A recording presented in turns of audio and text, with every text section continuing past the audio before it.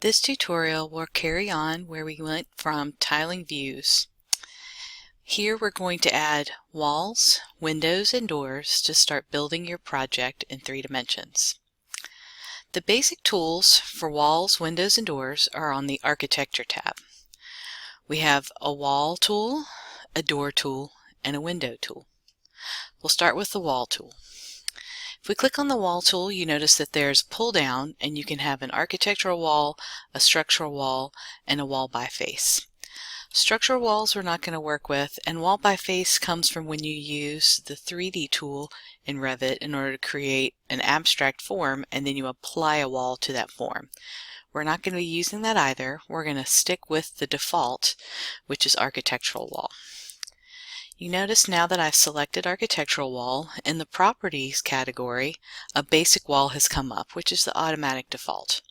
So here it says generic 8 inches, and that means that there are no materials associated with it and it is 8 inches thick.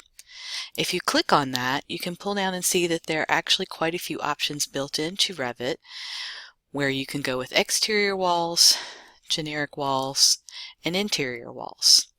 You want to start working with exterior and interior walls, and that way you will start making them in a construction manner similar to what the actual building would be. Once you select those walls, you can actually edit them to be something different, or you can edit them after you place the wall. What I'm going to do is actually going to edit one of the walls before I start placing it. So I'm interested in having a brick wall on wood studs instead of metal studs because this is a residential project. What I'm going to do is select the exterior wall with brick on metal studs, and then I'm going to go to the Edit Type button.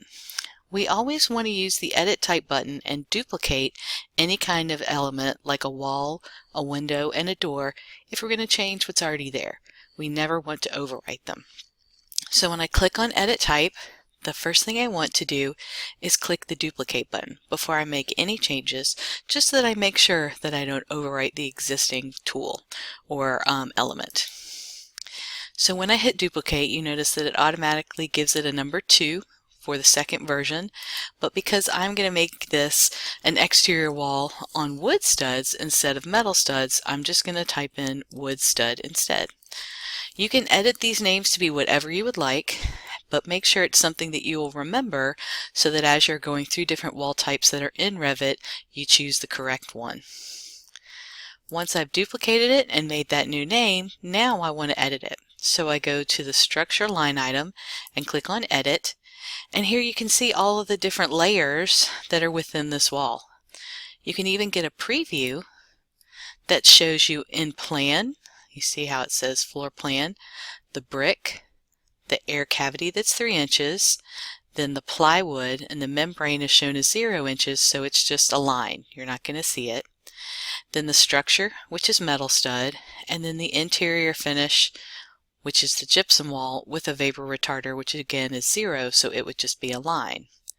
We can also look at it in section and zoom in and see similar elements. And you notice that the blue is highlighted, that's the brick, because I highlighted it in the actual elements here in the structure. You also notice that there is a structural core, which is always going to be something like a metal stud, a concrete block, or a wood stud, and then we have our exterior side and our interior side on either side of that structural core. The changes I want to make are pretty simple. I want to go to the metal stud. I want to keep everything else that's here on the exterior side.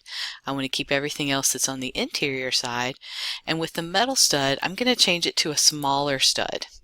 So I'm going to make it a 4.5 inch stud, because remember, studs are nominally sizes, a 2x4, a 2x6, but then the actual sizes are different from that.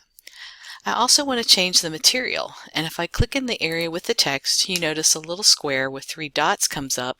Then I want to click on that and want to type in wood and see what options I get for materials. So since this is going to be structural lumber, it is going to be softwood, most typically pine, but sometimes other materials as well, and that's going to most accurately reflect the material that is in this wall. Now this is something that's going to help with detailing later in the semester, but also by picking these materials, it helps when you collaborate with construction science students because they are able to do material quantity takeoffs and estimates from the information in your Revit model. So now that I've selected that material, I hit OK, I hit OK again, and it has edited my wall. And one last thing I want to add is I want to make sure that in plan, as I put those walls in, that they are pochade black.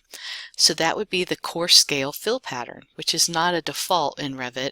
I have to actually change that to be solid fill. And then I hit OK. Now I've got a wall ready to start placing on the AutoCAD file that I have linked in. So now I can start drawing. I'm still in the wall tool because we've got the basic wall selected. I even have an element down here at the bottom that tells me to click to enter my wall start point. And then at the top you can see different options. So the default is always going to be the height is unconnected at 20 feet. And as we move forward, I'll show you different ways to edit that. Location is always wall center line. But I typically like to start with either finish face exterior or finish face interior so that it's on one side or the other of the wall thickness. So I'm going to go with finish face exterior. We can also offset it, but I typically don't do that because I'm using a plan or something else to guide me. And when chain is selected, that lets us place wall after wall after wall, which lets us quickly and easily do an exterior wall. So I'm going to zoom in and click on the point, and you notice that my wall is thicker than what I see in plan, and so I probably am going to have to go back and adjust it based on the construction type. This project that I'm actually using as an example is not a brick home, but I wanted to show you one of the wall types that you can use and edit. You notice that there is a snap tool in Revit, so I want to make sure I snap to the corners. Again, because I'm anchoring to the exterior face, I always want to make sure that the exterior face is what I'm seeing. If it's not in the right place, I can actually use the space bar to toggle back and forth. We can do that with windows and doors as well. You notice it fills in those corners as we go around. And again, I'm always clicking on the exterior corners as opposed to the interior corners because of how I have created my location line. And you notice here that I actually was off a little bit when I selected. I can even go back and correct that later. And now I can come back to the end, and I have now a 3D view of my building.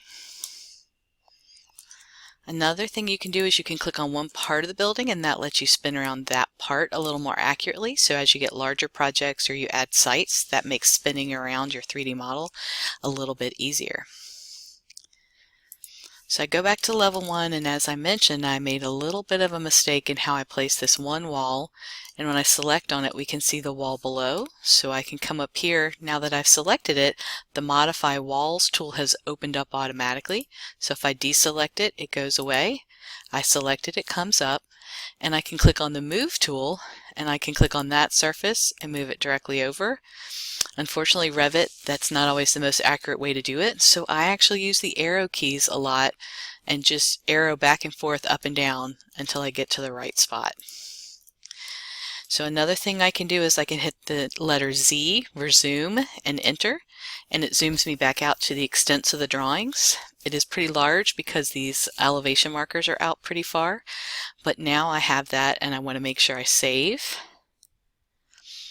And then in the next video, I will show you how to add windows and doors.